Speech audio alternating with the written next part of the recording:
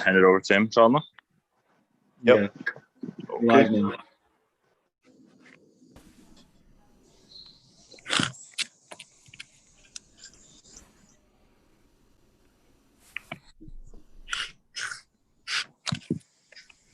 Are we live now?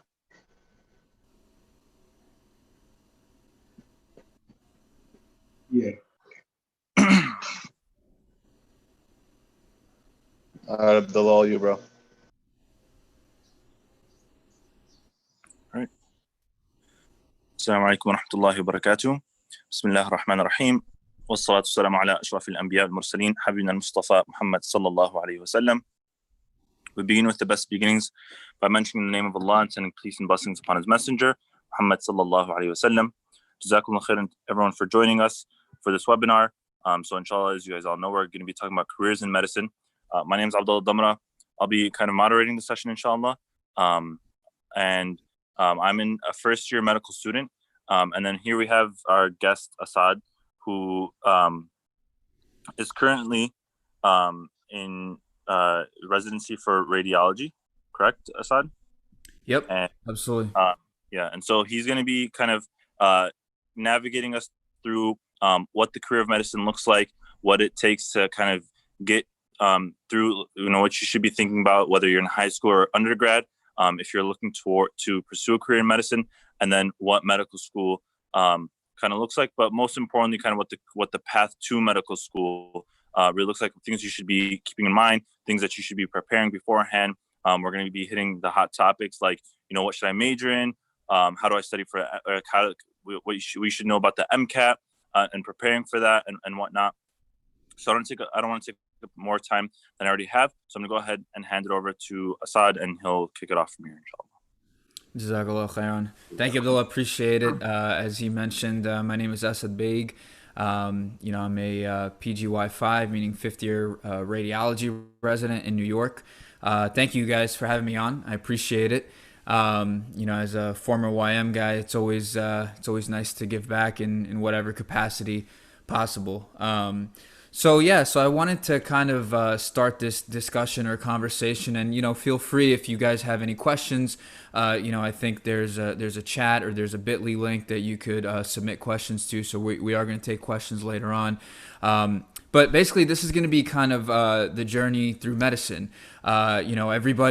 Everybody's parents' dreams is for them to become a doctor, right? But we're going to get down to the nitty gritty as to like, should I really become a doctor? Should I not? Why? What are the reasons to go into it? So inshallah, let's get started. So, all right. So the first thing that I think we all have to think about is, why do you want to be a doctor, right? There's a million different jobs out there, and we know from a religious perspective that our rizq is already written, right? Meaning whatever you're going to make in this life, you're going to make in this life, right? In terms of money. So the question becomes, why choose medicine? And it's something that you kind of have to think about as to, and it's different for every individual, right? Me personally, one of the reasons why I chose it is, it's something that you can do every single day where you're actually making an impact in people's lives, directly affecting people, on an individual basis, every single day, and really helping them in a way that, healthcare is a huge hot topic these days, and there are a large percentage of people that probably think that hey, healthcare is a right. So we're basically helping kind of people with their human right, if you will. That's one reason, and everybody has their own reasons, but you really have to think about like, all right, what is my reason, right? Like, what is my why? And once you sit down with yourself and really have that thought process and that discussion, you can start to think, all right, do I fit the mold, or do I think that I could go down this pathway? If you're somebody who is thinking, oh, I'm going to be a doctor because I'm going to make a lot of money, like, I got news for you, brother or sister. Alhamdulillah, it's a very stable job, but the kind of money that you're thinking about, doctors these days, they don't make that kind of money anymore. That was back in the 90s, back in the 2000s, when probably half you guys weren't even born. So I think it's really important to have the right mindset. The other thing is that it's such a long road that if you go into it thinking like, oh, like I'm doing this for the money, at some point you're going to be tired. At some point you're going to say, man, this is not worth it. So you really got to kind of think about, all right, what are my reasons? Why do I really want to do medicine? All right. And just to give you guys a little bit of kind of how I'm going to formulate this talk, I'm just going to share my screen for a second, if that's all right.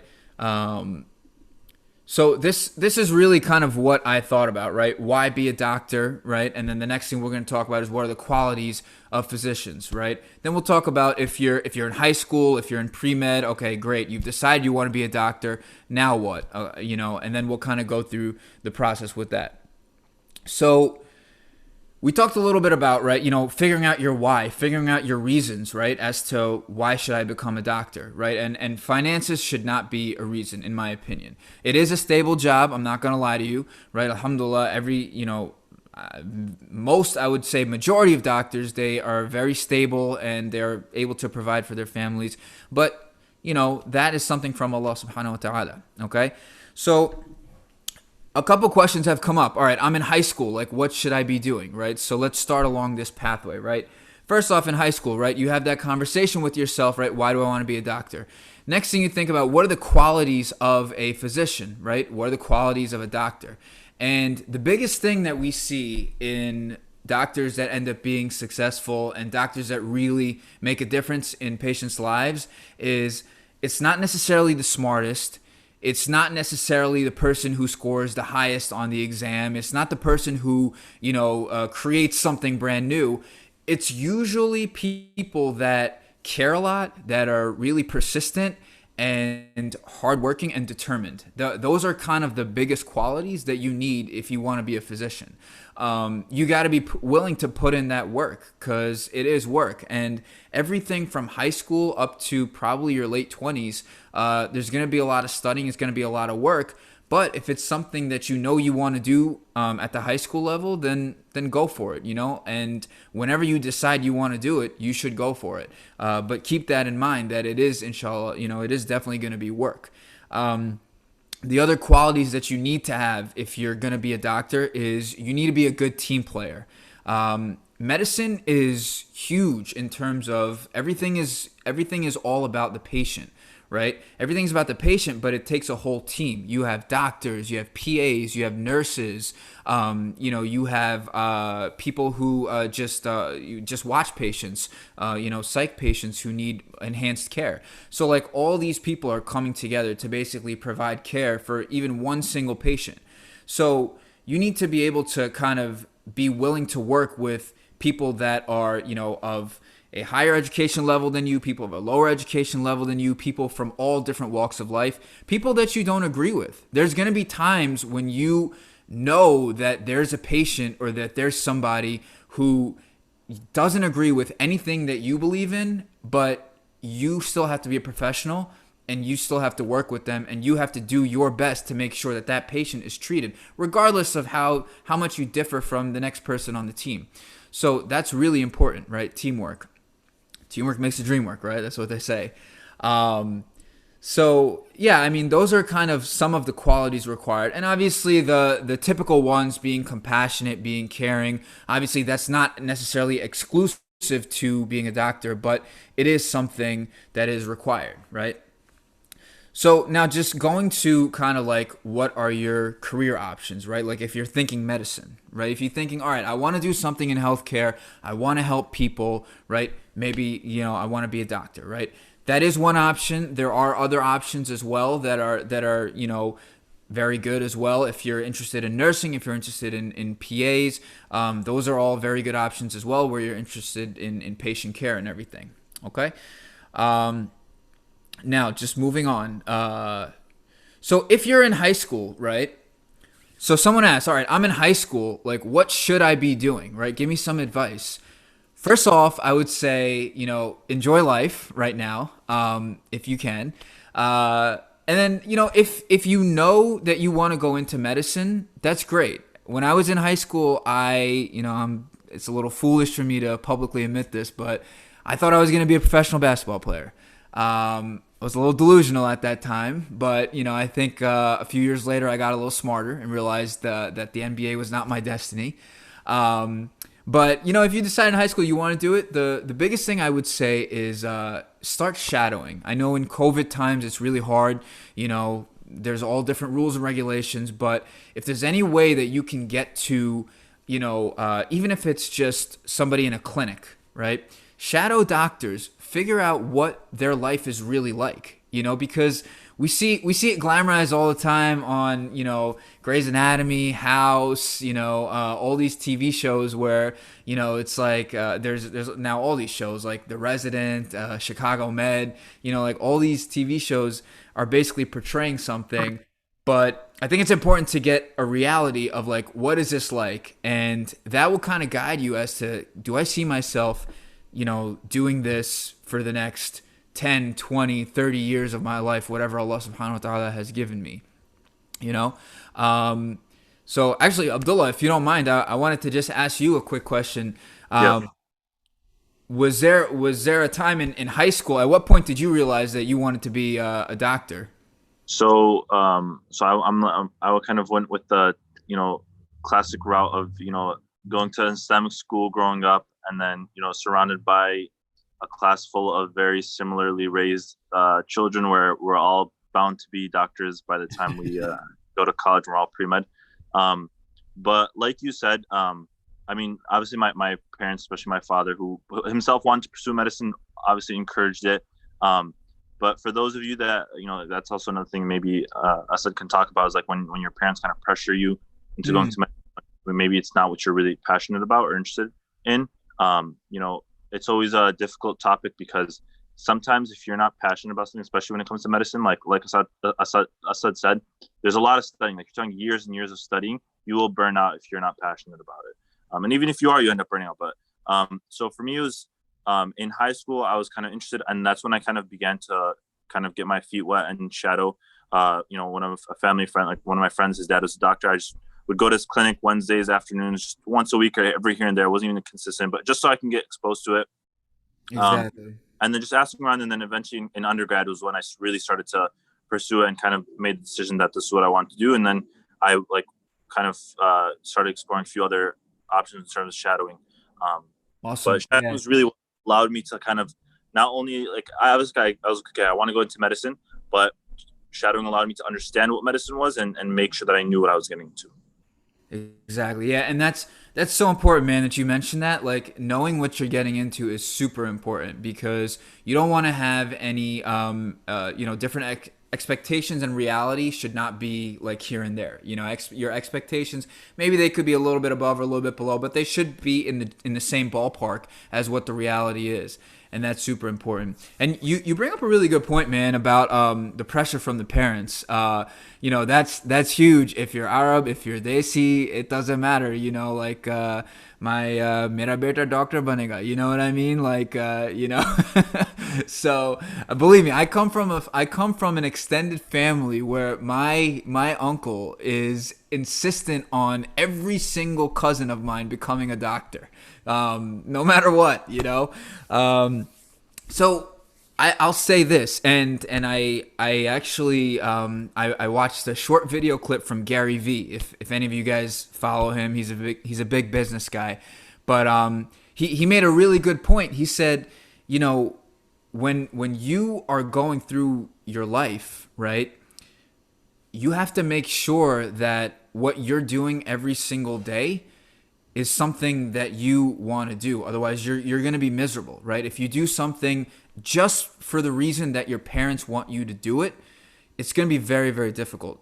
By the way, I said just for the reason. If you're doing it because you think that you'll get good deeds for listening to your parents, I actually endorse that, by the way. I'm just saying.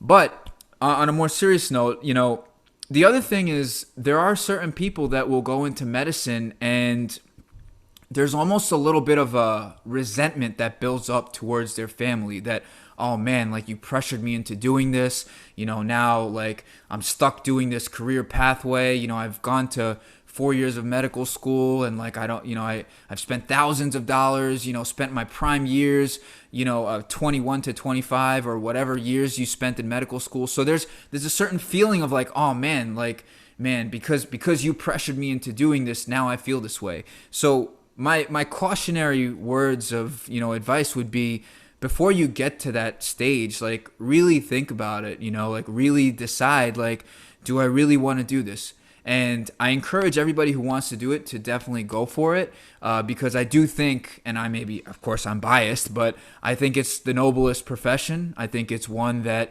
you're always helping people, and, it's one of those things that, if you go into it with this intention, I hope and pray that some of these people will, on the day of judgment, be maybe something that will stand out for good for us, not only in the next world, but this world as well.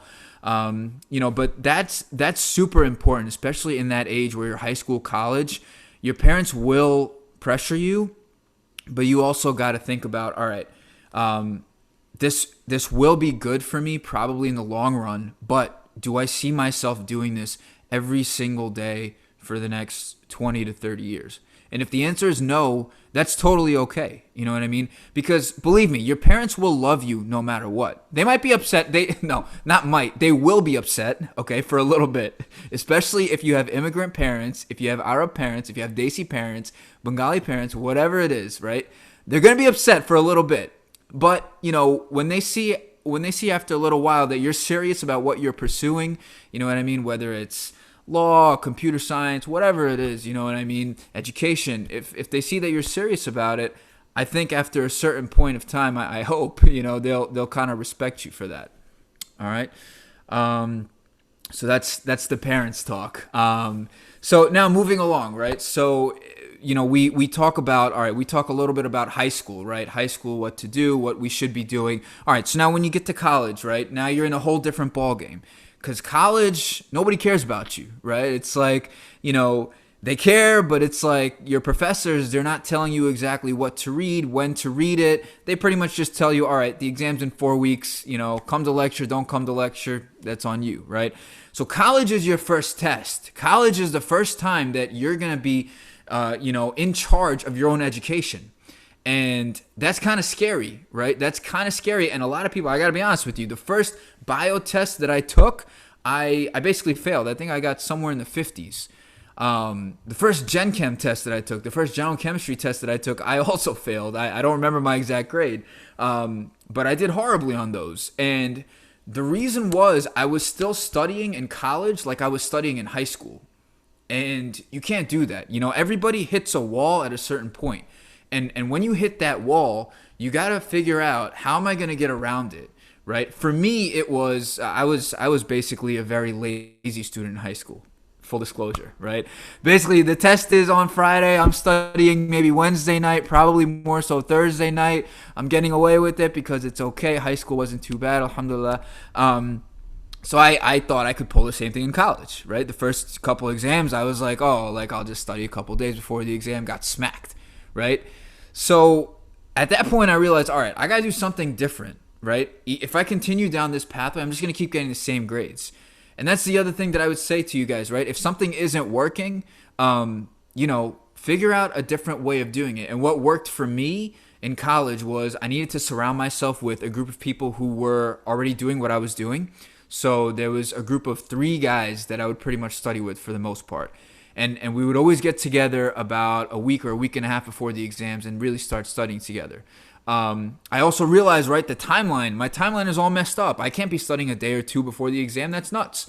So I realized I got to take out at least a week, maybe 10 days before the exam and really go hard. And just, but that was what was my individual need. You know what I mean? And everybody is different. Some people may need 2 weeks to study before the exam. Some people need the full month and they study every single day. And that's probably the best way to do it. But you got to realize what kind of person you are and who to surround yourself with. And by the way, just a plug for YM, right? That's kind of the crux of YM, right? Surrounding yourself with people that will hopefully help you get to where you want to get to in terms of your goal in this life and the next. So that's as you progress through college, you know, obviously you take all your pre-med requirements. Myth buster right here, right? You don't have to be a biology major in college if you want to be a doctor, okay? Full disclosure, I was an economics major. You know, I know a lot of people do health sciences or bio, and that's totally fine, right? But you can be psych, you can be sociology. My sister was an English major. I don't know how she was an English major. She loves English, she loves writing, which is great. But yeah, I mean, you know, it's so far removed from medicine, but she's now in medical school. She's now a second year med student. Point being, you can do anything in college. Just make sure you do your pre-med classes. And the other thing is, try to do well, obviously. You know, it goes without saying, right? You know, you can look up the statistics. I'm not going to go too far into that. But basically, there is an average. Keep in mind, it's an average. So there are people who do better. There are people who do worse.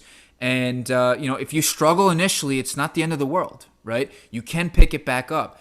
As somebody who basically now in one of my roles, I'm the chief resident. So one of my responsibilities is I interview people, and what we like to see is a progression. Even when it comes to residency, if somebody doesn't do as well on step 1, but they do better on step 2, which is kind of the med school exams, you know, we take that into consideration. And the same thing with college. If you started off slow, it's not a big deal. Just recover from it and try to improve. And put that in your personal statement, right? Address that. Say like, hey, I didn't do well initially, but here's what I learned from it, and here's what I know about it going forward, so I'm not going to make the same mistakes. What do you think about that, Abdullah? I'm going to just step away to pray Maghrib real quick, but maybe you could speak about that for like a couple minutes. Yeah, no worries. Yeah, so talking about, and I was kind of skimming some of the questions that have been submitted so far, and one of them was kind of asking about, so just talking about that idea is that, you know, when you're, you know, when you're starting, you know, for those in high school that are looking to go into medicine, really don't stress too much about, you know, what do I need to be doing right now to be ready for medical school, because you still got to worry about your college path and getting ready for that. So, you know, if you're in high school and you're thinking about medicine, and maybe, for example, some of you might be thinking about, oh, should I apply to one of those direct programs where I get into an undergrad and then I get to do 3 or 4 years there and I go straight into medical school. Start shadowing. When you get into undergrad, and you hit those bumps in the roads, right, where it's challenging for you and you're not doing that well. For example, a lot of you, if some of you are in high school, or some of you that have already started your first or second year of college and realize that you will hit a bumpy road where the transition will be rough, right? You're going to have to learn how to say, like Asad mentioned. And so when that comes, it's really, like he said, improvement, right? Just building upon that. And so if that is the case, and you need to, right. So they like to see an upward trend, right? Medical schools, any graduate school, really, especially medical school, they like to see an upward trend, right? So, so make sure that if you didn't do that well your first or second semester, then start to improve from there. For those of you that are entering college or in college, the way I kind of would advise you looking at your 4 years of undergrad would be your first year as a freshman in college. Just focus on your GPA, right? So there's a few things to keep in mind when you're applying to medical school. And I'm only going to speak, you know, heavily on getting into medical school from like undergrad, because, you know, I'm not as far as Asad is. I'm in my second year of medical school. He's in his 5th year of residency, so he's made it farther than I have. But your first year, and overall, just really think about your GPA, and so Asad, I'm just kind of giving them a breakdown of what are things to keep in mind as you transition into undergrad. So a lot of the biggest mistake is people make is they just want to hang out, they just want to chill during college. It's, you know, you end up having a lot more free time in your schedule because your classes aren't, you know, 8 a.m. to 5 to 3 or 4 p.m. Like they were in high school. You know, it's just here and there, Mondays, Wednesdays, Fridays, Tuesdays, Thursdays, right? So what I like to tell people is your first year of undergrad, don't worry about getting into medical school. Worry about doing well in school and focusing on your GPA. Thanks. And then second year is when you could start in like the summer of your first year, and your second year is when you can start incorporating, extracurricular activities, shadowing more doctors, research, volunteering, and, community and like medical and non-medical related volunteering. That's a really big one that we could touch base on a little bit later. And then third year is obviously when you're going to really be thinking about your MCAT and applying to medical school. And then fourth year is just waiting for your application cycle to kind of end and evaluating from there based off how that goes. But I'm going to pass it back to Asad to move on with what he had in mind. And then we can, again, if you have questions, I know we might touch upon something that you're like, oh, I'm really interested in that, but we don't elaborate. Just go ahead and submit your questions and we'll try to get through them as quickly as possible, inshallah. Okay, great. Yeah, so I'm going to just share my screen real quick for a second. So, just to give you guys an idea of kind of what we were talking about, what Abdullah was mentioning.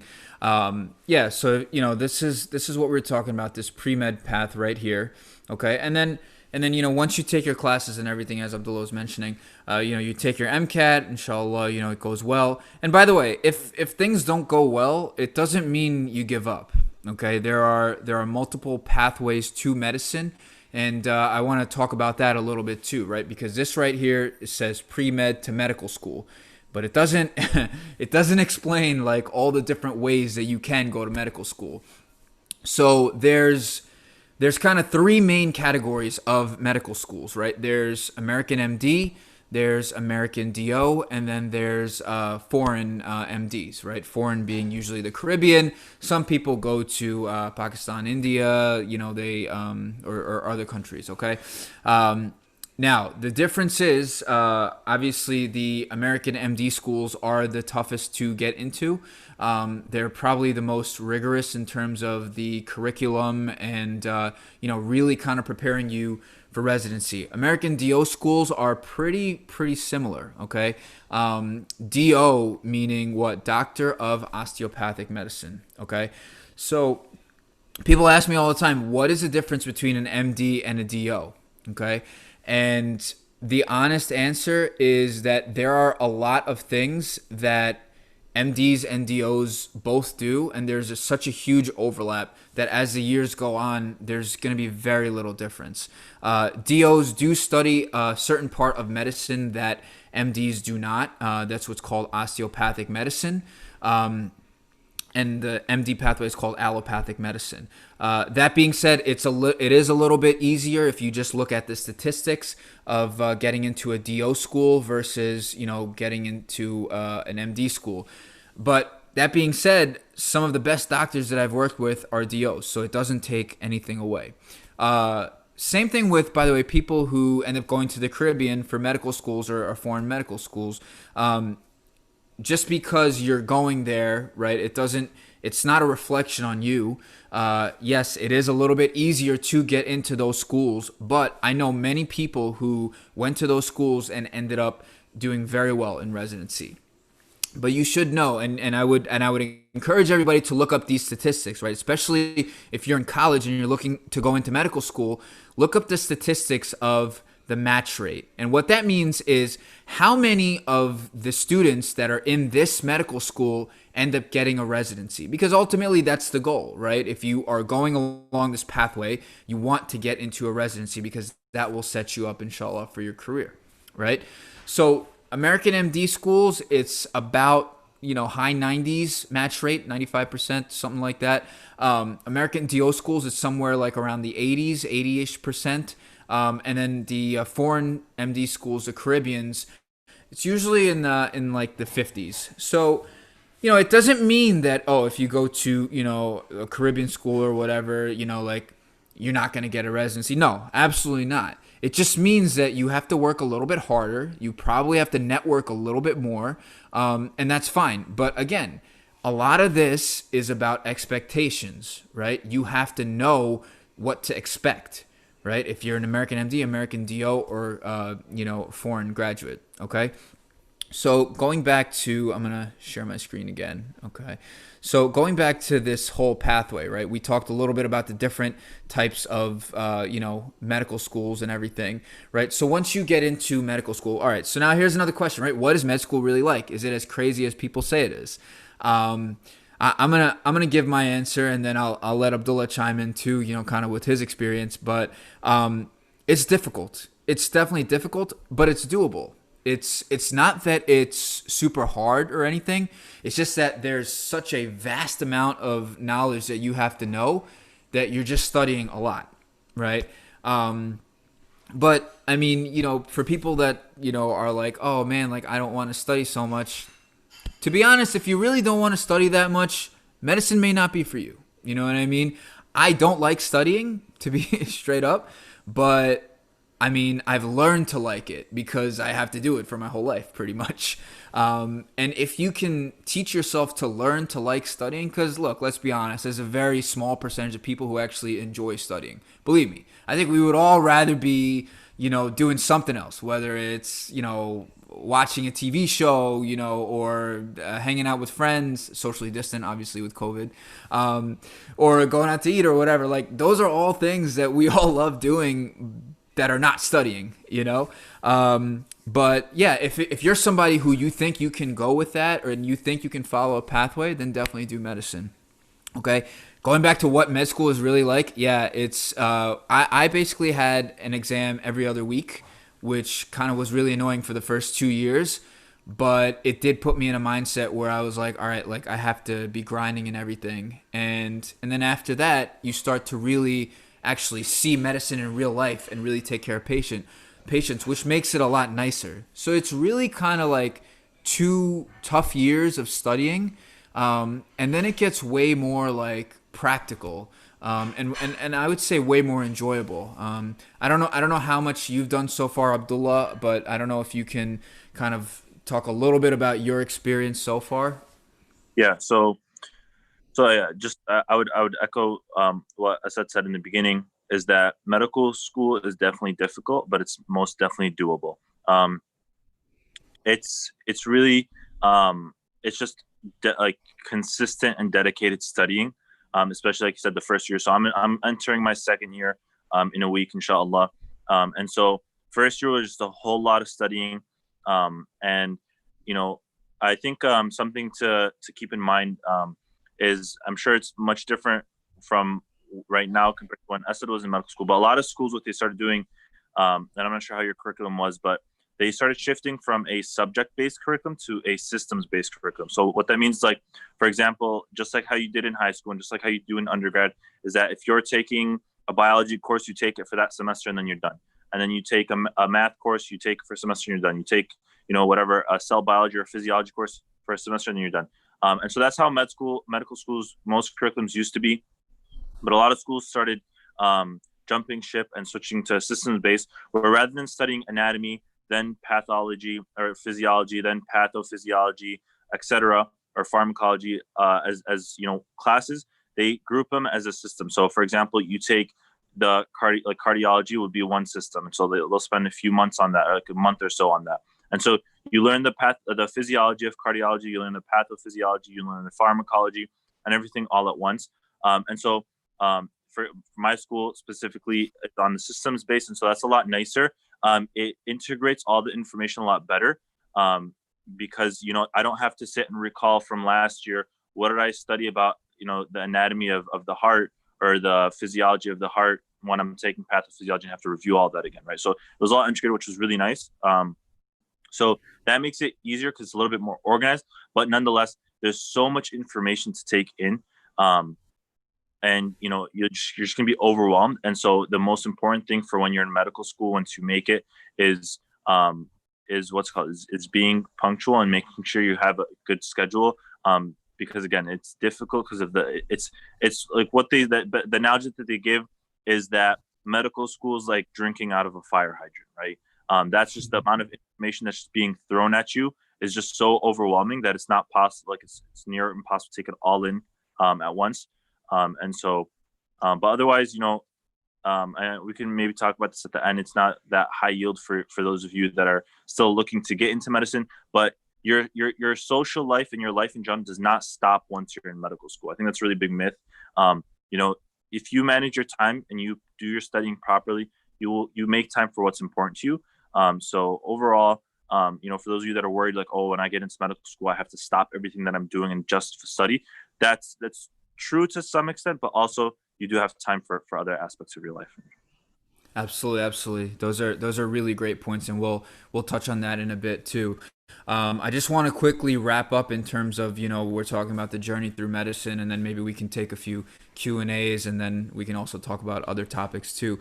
But let me just share my screen again real quick. So, we talked a little bit about medical school. Your first 2 years, right, they're going to be pretty much just studying. You're going to be book studying, quote unquote, just kind of learning the didactics, probably, listening to lectures, reading textbooks.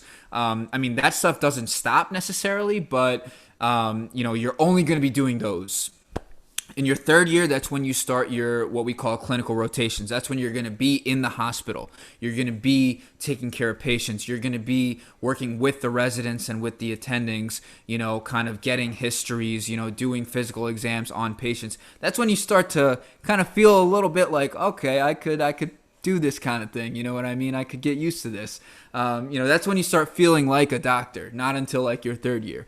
And then your fourth year of medical school, you do a lot of the same thing as third year. But in your fourth year, most of the time, whatever you're going to go into, like, for example, if you're going into surgery, or if you're going into, like, in my case, radiology, or whatever it is, you'll do more rotations in that subject matter. So that's pretty much med school in a nutshell. And then going along this pathway, right? Basically, you do have to take certain exams, right? So after your second year, you have to take this step 1 exam, right? After your, usually people take it after their second or third year. After your second year, you take step 1, and then after your third year, you take step 2.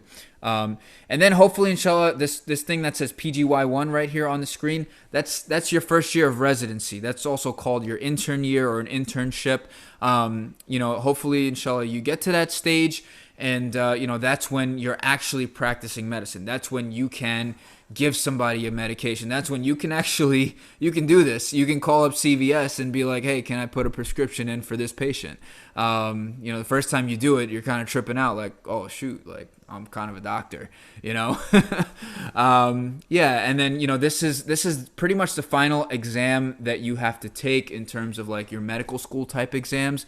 USMLE stands for United States Medical Licensing Exam. So once you pass all 3 of those exams, you can be licensed as a physician in America. Okay. And then this is your residency. Your residency, by the way, is going to be in a specific field. So, like, I'm doing radiology. There are people who do internal medicine.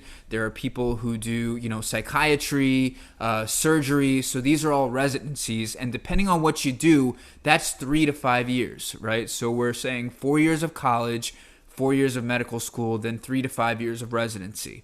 After you finish your residency and you pass your board exam is going to be in your specific subject. So for me, somebody who's doing a radiology residency, my board examination is going to be all like radiology questions. So inshallah, once I pass that, I will technically be able to practice medicine on my own. But most people these days do what's called a fellowship. And a lot of people don't know what's the difference between residency and fellowship. I'm not going to go into it too far, but basically, fellowship is the next stage. Residency is when you go into one specific field. Fellowship is when you go into a more specific field within that field. So, for example, right, let's say somebody wanted to do a surgery residency, right? So that would be their residency. They do that for 5 years. And then let's say they wanted to, do something called minimally invasive surgery or something called robotic surgery, right? It's kind of a relatively newer field. That would be what's called a fellowship, and that would usually be for a year or sometimes 2 years, sometimes up to 3, depending on if you're doing like cardiology or something like that. But that's like additional training that's not required. All right. So that's pretty much what it is in a nutshell, the journey through medicine. I want to hear what you guys are curious about, what your questions are, because I want to make sure that this is, you get as much value out of this as possible, inshallah. Yeah, so we'll go ahead and we'll start going through the questions that have been submitted. And so the first question, so this is a high school student entering their senior year. They're asking what are the most vital things they should focus on to ensure that they can enter a BS/MD program. So I'm guessing what they're referring to is those direct programs with medical schools. Yeah. Exactly. Yeah. So yeah, for those who aren't familiar, BSMD is they're basically the 2 degrees that you would get. Right. BS would be in college, and MD would be obviously a medical doctorate. There are certain programs across America, and you can Google this. I don't remember all of them off the top of my head, but there are definitely some in New York, where I'm from. There's some in pretty much most states, where if you get in after high school, some of them will kind of guarantee you admission into their medical school as long as you maintain a certain GPA or something like that. Some of them require you to take the MCAT. Some of them do not require you to take the MCAT. Those are pretty sweet. But the thing is, these programs, they are extremely competitive because there's usually only about 10 to 20 spots depending on where you are, and there's multiple people across the country applying for them. So if you want to be a good candidate for that, what I would say, number one, first and foremost, try, really do well in school. That's number one. Obviously, that's a given. Number two, I would say get some experience with shadowing a doctor, right? Find out not only do you want to do it, but also this might be somebody who might be able to help you down the line. If you make a good impression on this doctor, maybe he or she knows somebody that knows somebody, at a place that you're applying for. You never know with networking. So that's the other thing. The other thing is you want to get a letter of recommendation. Believe it or not, we actually read those letters. We read what other doctors have to say because that to us means a lot, because that's somebody who's already made it, who's now evaluating you. And if they think that you're pretty solid, like, we're going to say, all right, I thought that this guy or girl was solid material. Okay, we're going to really consider him. So that's the next thing I would say.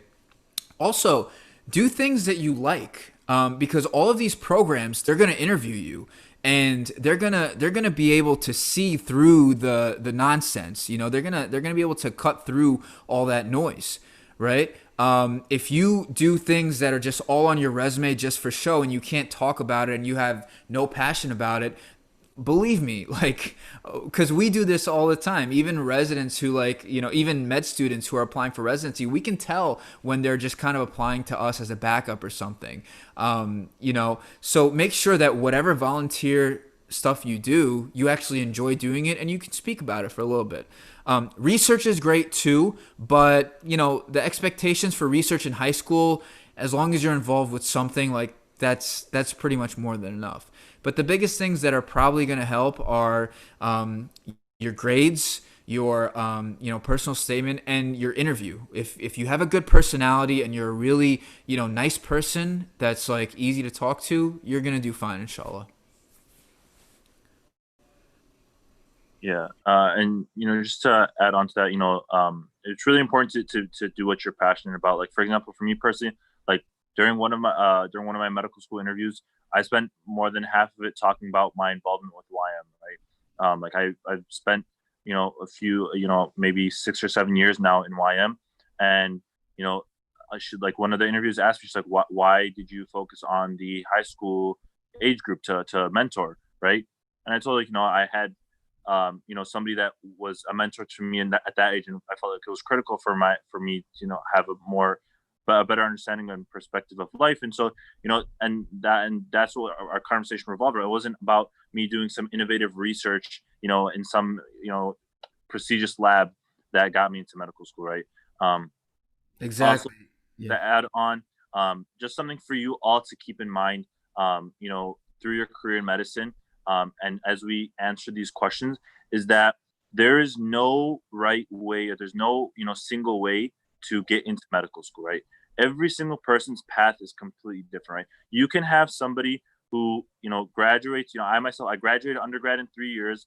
And I went straight into medical school, and here I am. There's people who will graduate 4 years of undergrad. They'll take 2 gap years to do whatever their heart desires, and then they get into medical school. There's people that, will apply for 5 years straight and not get accepted until their 5th year. There's people who kill their MCAT, will get a 5.15 and above, and still not make it into medical school. There's people who will get below a 5.10, which is like the minimal average for most medical schools now, especially MD ones, and they'll still get in, right?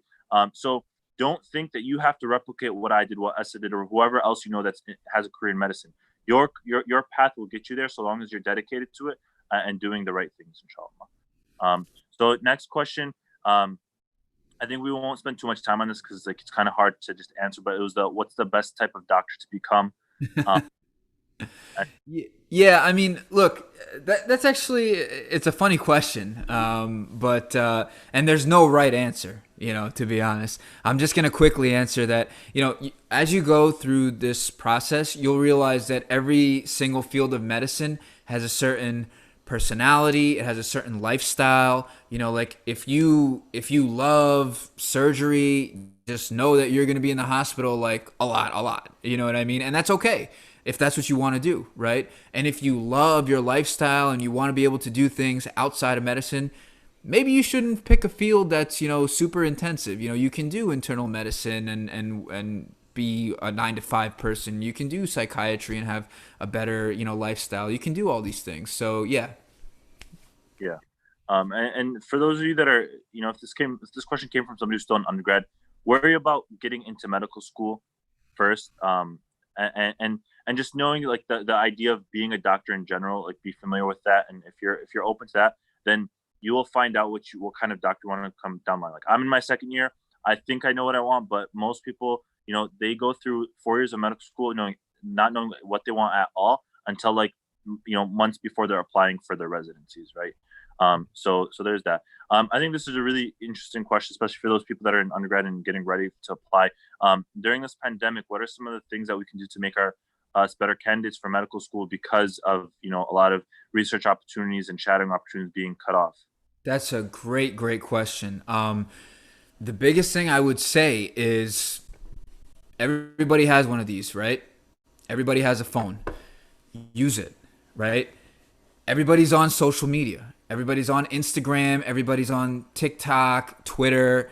There are doctors on these platforms. Like, you would be really surprised because these things, they're just vehicles, right? Whatever social media platform you prefer, there are doctors on there that are putting out content related to medicine.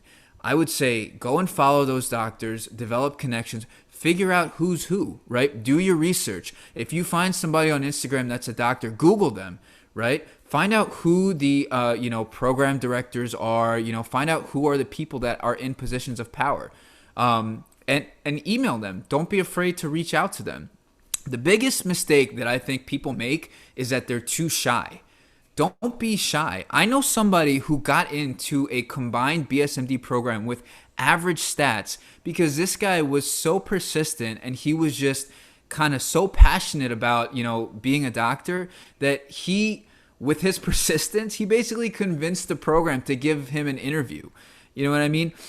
Along that same vein, what I would say to everybody is, if whatever level you're at, if you're in college applying to medical school, I would go to the website of all the medical schools that you're thinking about applying to, find out who's on the admissions committee, right? Email them, say, hey, I'm very interested in your medical school, and give them a few reasons why. Because believe me, they get a million of these emails, right? Give them a few reasons why you're interested. You can say, oh, you have an interesting curriculum, or, oh, I'm from the area, or I know somebody that spoke highly of your institution, whatever, something. And, let them know, hey, I'm very interested. I can't come by because of COVID or whatever, but please let me know if you have any informational sessions or anything like that. Show some interest, right? If you do that, you'll be on their radar. All you want to do is get on someone's radar. If you get on someone's radar, hopefully, inshallah, when they come across your application, they'll say, oh, I remember this kid. I remember this guy. I remember this girl. They emailed me. They were interacting with me on Instagram or Twitter. You know what I mean? Like, these things, like, believe it or not, I'll give you an example, right? I presented at a conference called RSNA. It's a radiological conference, right? I was presenting some research. This was 2 years ago. I ran into this lady who, at the end of my presentation, we were just talking. She said, "Oh, I'm from Houston, whatever." I said, "Oh, I got family in Houston." We just started talking about it, this and that. Didn't make much of it. I just remembered her name. I go back home because this conference was in Chicago. I go back home. I Google her. I find out she's the chairwoman of radiology at one of the biggest institutions in Houston. And I email her. I had nothing to email her about. Literally, all I said was basically, "It was very nice meeting you. Hopefully our paths, cross down the line," and that's it. And I just stayed in touch with her. Fast forward 2 years. I'm applying now for fellowship for interventional radiology. I applied to a program in Houston. No response from the program. I just think, maybe she remembers me. Maybe this lady remembers me. Maybe not. What's the harm? I'm just going to send her an email anyway. So I email her and I say, "Hey, I don't know if you remember me, back from RSNA, we did the presentation, talked about Houston, blah, blah, blah, whatever." Said something. The next day I got an interview at not her institution, but at the other institution that I applied to in Houston. The next day. Now, I don't know if that was her, but I'm just saying, the timing, it's a little coincidental, right? The point being, don't be afraid to reach out, talk to people, whether it's through email, social media. You'd be surprised, right? People are willing to talk. And if they don't talk to you right away, that's okay. People are busy, right? Be respectful, but be persistent. If they don't get back to you in a week, that's okay. Email them the next week or in 2 weeks from now. Say, "Hey, just following up, seeing if you got it," or whatever, something like that. This way you're back on their radar. All right? All right. So another question, or actually, to add on to that, and to kind of merge with another question, was like, what are the types of volunteer opportunities that schools like to see? So for those of you that are trying to apply and lost out on research or shadowing opportunity, one thing is, for shadowing, you might be able to get into like a clinic, right? Maybe not a hospital. Hospitals are a little bit more tight on their regulation, but a clinic, right?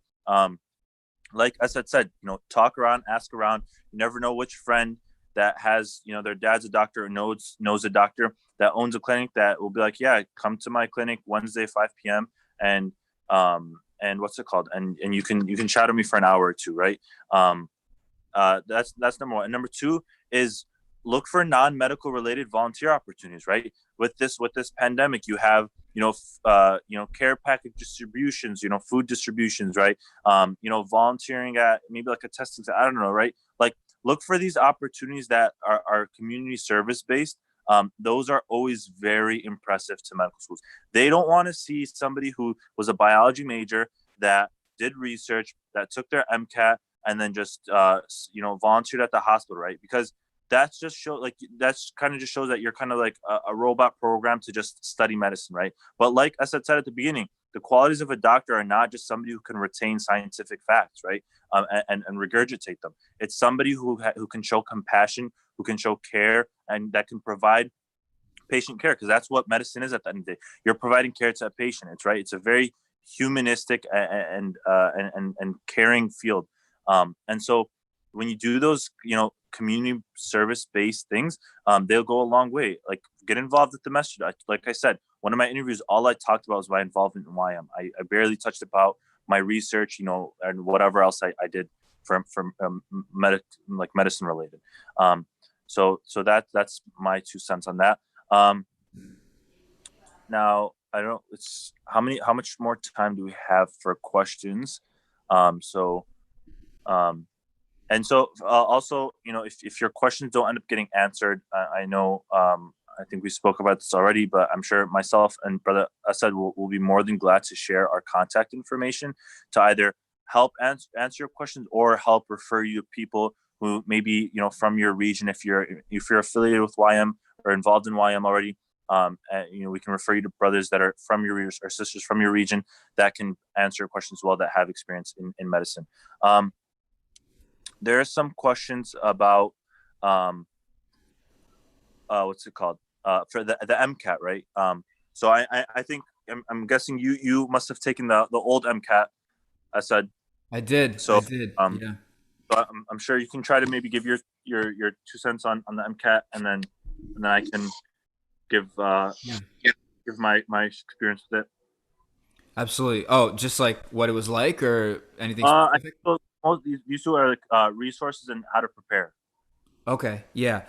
So, how to prepare? So, first off, make sure you give yourself enough time.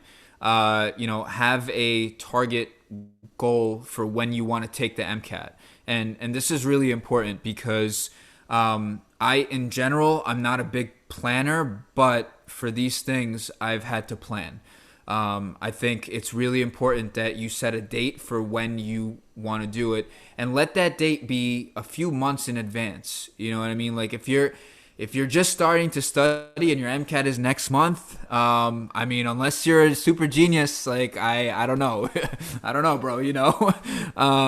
So what I would say is give yourself at least, I would say, like 6 months. Like 6 months of proper studying, inshallah. It doesn't have to be 6 months of hardcore studying, but at least to the point where you get yourself in a routine.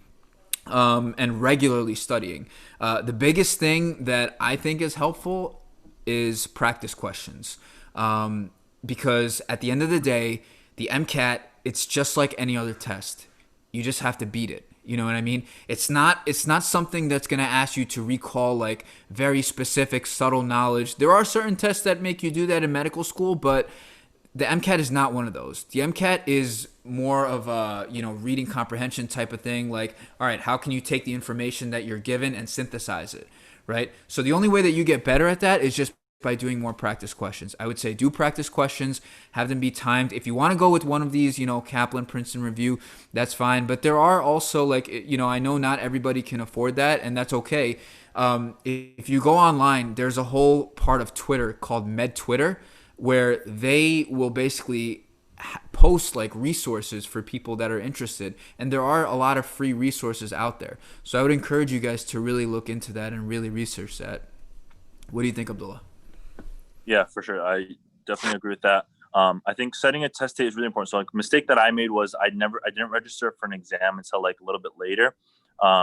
And what thing is when you register for the exam and you pick a date, it forces you to kind of like, okay, I'm really The taking deadline. Yeah. so it really gets you plan ahead. I like to break down the MCAT into or studying for MCAT into two parts. The first part is studying the content, right? What you need to know for the exam, and the second is the practice portion, right? Both equally important, but you can't practice without knowing the content properly, right?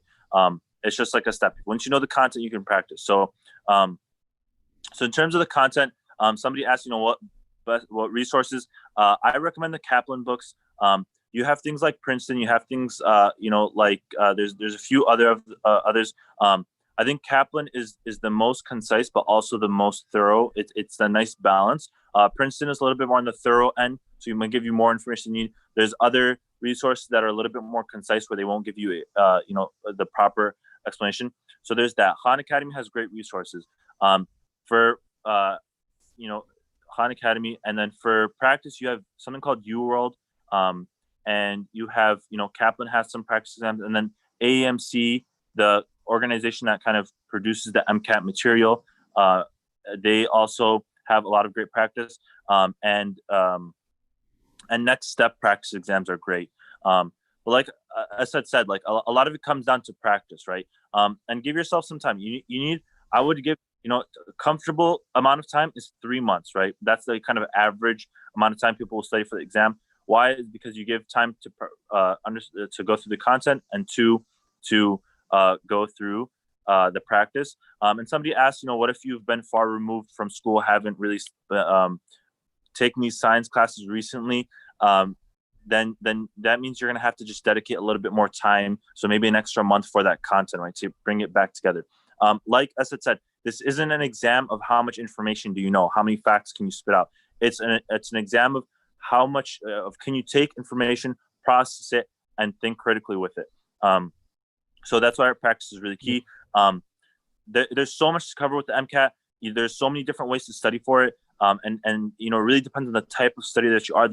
There's people that will literally study for a month for it and do exceptionally well because they're just talented, people. But there's some people that will study 6 months for and still need to extend their exam by an extra month, right? It doesn't, again, like I said earlier, your path to medicine is your path, not my path, not Asad's path. It's your path, right? And you shouldn't feel bad, by the way, if I can just interject. You shouldn't feel bad either way. If you're one of the 6-month people, like, there's nothing wrong with that. Like, you shouldn't feel like, oh man, like, I suck, like this and that. No, like, that's okay. You know what I mean? Everyone has, like Abdullah said, everyone has a different path, and that's okay.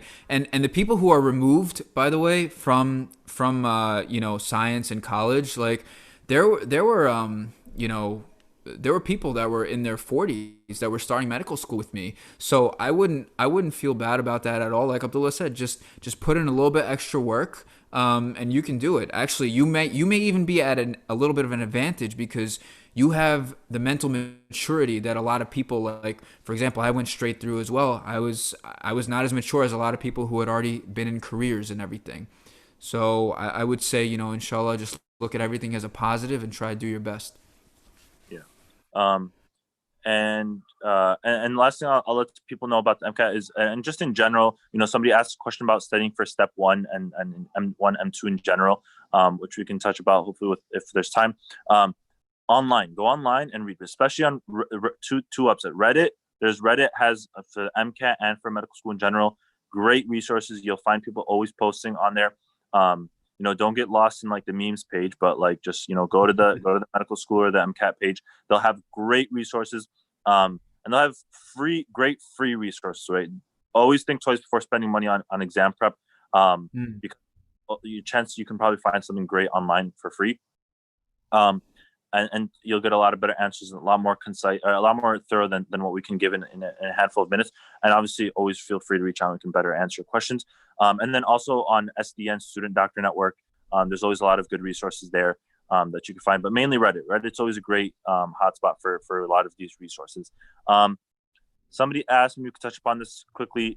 We could kind of combine the questions because we already touched upon this. One person was asking, what can you do in a gap year? And then the other person, like, what are the most important extracurricular activities?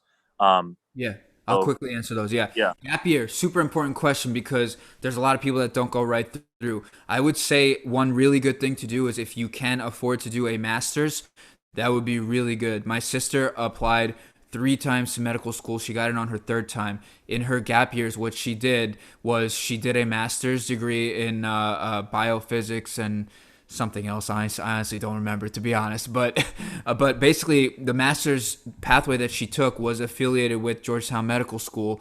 So she did a lot of physiology as well. So that was really important. That really helped her as well in medical school, and that also looked really good on her resume. The other thing you could do is she also worked as a scribe, and that was actually a really good job, specifically because she did a really good job in that she knew every single patient that she was going to go to, and she would basically present to the attendings as if she was a resident, and she would tell them this is this patient with this disease and whatever. So those doctors now, they want her to do residency at their program.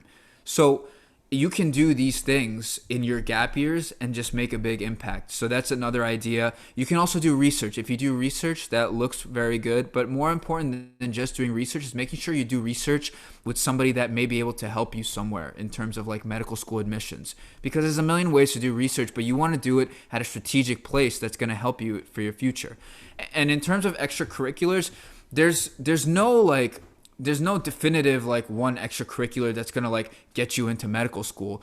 But like Abdullah was saying, like COVID, it actually provides a really nice opportunity because now like even something as simple as if I were you guys, I would all join ICNA Relief. Like they're doing such good stuff with COVID, just like giving people food and necessities. Like that's something you could write your whole personal statement about. Like that's something in your interview, it'll definitely come up and you can talk about it. All these volunteer service things that you can talk about, great. That's all I pretty much want to say about that. And like you're saying, like for COVID, you can say like, I wasn't able to do research. I wasn't able to be in the hospital, but instead I was on the front line, serving people that were, less in need of it. Right. And for people who take gap years, master's is always a great option. And doing something like research or working as a scribe that boosts your resume, but also you're going to be doing medicine for the rest of your life, inshallah, if you get accepted. So do something you're going to enjoy during that gap year, right? Take advantage. Yes. If you're passionate about something, explore that passion, because you will be asked, especially if you have a gap year and then you apply to medical school, they're going to ask, what did you do in that gap year, right? So obviously you're going to want to hear that you did something medicine related. So make sure to incorporate that in, but it doesn't have to be the definitive, like, or the focus of your gap year, right? So enjoy that gap year, but also make it worthwhile and be smart about it. I think we'll take like one more question. I'm trying, for those of you that submitted questions, I'm trying to group them where we can kind of tackle the most and be efficient. Yeah. And while I was bringing up the next question, if you guys have further questions, you guys can definitely, I'm gonna show my Instagram. Feel free to DM me. I respond to every single person, unless you're one of those bots that's trying to sell me followers. I don't respond to you, but I respond to every single person on Instagram. So I'll put that up in a little bit. But yeah, go for it, Abdullah. So most of these questions are a little bit more specific, case specific. So if you have like a kind of a case specific question, a little bit more, like for example, somebody asked like if you're really passionate about medicine but are afraid of blood, what would you recommend for somebody like that? Go ahead and those are the type of questions. Like go ahead and I would say like DM Asad on his Instagram or message me or whatever, and we can or you can email me. I'll give my email too. That's fine. For sure. One other question, we kind of touched upon this, but in terms of social life, either pre-med social life and then also during medical school social life, what does that look like? Do you have to sacrifice at all? Okay, well, I'm gonna be 100% honest with you. In college, I had a great social life. I had a lot of fun, alhamdulillah. Islamic Center stuff and whatnot, and just friends. Medical school, I had fun too, but it was different. You know what I mean? You have to realize that as you progress through life, right, your time is going to change, and the way that you have fun is going to change as well. You know what I mean? Like I know this is hard to believe, but when you're in college, you can probably stay up till 2, 3, and as you get older, you're probably not going to want to stay up that late all the time if you have a class the next morning or something like that, or if you have work the next morning, you know what I mean? So I would say that you can have a social life in both, but you have to realize that in college, you can get away with a lot more stuff. You can get away with chilling like way more than you can in med school.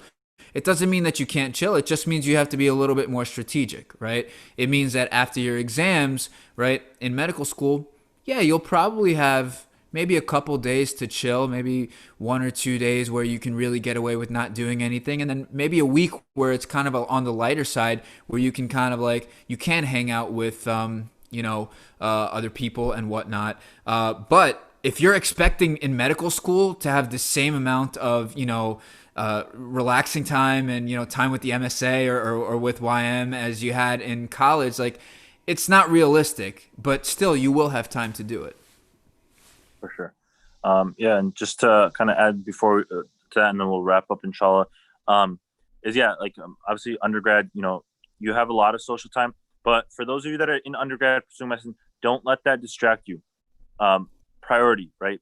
Prioritize what's important to you. I think a sign of maturity is whether you can prioritize what's important or not, right? So, don't give up studying for chilling with your friends, the 2 or 3 days before the exam when you should be studying, right? Be smart about it. And like Asad said, if you plan ahead for undergrad, I personally think undergrad is easier than high school. Okay, that's something I'll say. Way more freedom. I agree in that. A lot more freedom. And so if you use your time wisely, undergrad is a breeze because you schedule your studying properly. You have an exam, plan a week to 2 weeks before. I'm going to do a little bit every day. Done. You don't even stress about it, right? So be smart about it. In medical school, definitely a lot less free time. But like I said earlier, is that you have in undergrad you have time for whatever you want, right? You like want to hang out with people you don't even like hang out with, right? You want to hang out and chill, you can go do that, right? But my friends, I used to play pool in like the rec center at our school a lot, right? But in medical school, you have time for what's important to you, right? So, for example, for me, it was, during the week, I was away from home. I was at school studying during the week. In the evenings, I would kind of just, relax after I finished studying, watch something while I eat or something. Then I would try to go to the masjid for like Isha. And then after I'd like work out and then go to sleep, right? And then when I get home, the weekend was for chilling, right? Because I focused so much during the week. I would chill during the weekend, study very minimally, maybe just review, spend time with my family, go see my friends Friday, Saturday night, and then back to it, right? And then, alhamdulillah, I'm married. So, spending time with my wife and her family and then my family, right? Just balancing that out is you make time for what's important to you in medical school. Is your social life completely gone? No. Are you studying all day? No. But if you do not prioritize things, especially your studying and have a proper schedule, then yes, you'll be scrambling for a time when exam time comes around. So I think when you study, let me just say this one last thing, right? Because the problem with our generation is that we have too much. We have too many distractions. When you study, and I'll be the first to admit, when I sit down to study, like this is the worst thing. This basically distracts me. So there are times where I basically have to put it to the side when it's time to study. If you're that kind of person like me, put it in another room. You know what I mean? Put it on the other side of the room if you have to have it in the room. When you study, study. Yeah. All right. Well, I think we'll go ahead and close there, inshallah. Jazakumullah khairan, everyone, for tuning in. I hope you guys enjoyed the webinar, inshallah. Please definitely do give feedback to the young Muslim brothers and sisters about these webinars. Do you guys want another webinar with regards to medicine, maybe something more focused? Let us know, inshallah. Other than that, I know that my email and Asad's email and Instagram handle, which he's also displaying on the screen, are going to be shared in the description or in the chat or whatever it may be. So definitely feel free. Again, for those questions that were sent but weren't answered, I do apologize, especially for those more specific questions. But please do reach out, right? For sure, reach out and we'll get back to you guys, inshallah. Jazakumullah khairan. We ask Allah subhanahu wa ta'ala to bless all of us for this time that we've sacrificed, and we ask Allah subhanahu wa ta'ala to allow all of us to pursue the careers and the paths in our lives that will bring us closer to Him and keep us happy, inshallah. And we ask Allah subhanahu wa ta'ala to add barakah to our time and to our efforts, whether it is a career in medicine or a career anywhere else. And ultimately, we ask Allah subhanahu wa ta'ala to enter us in the highest levels of Jannah, to protect us from the hellfire, and to forgive us for all our sins, and to have mercy on our parents just as they had mercy on us as we were young.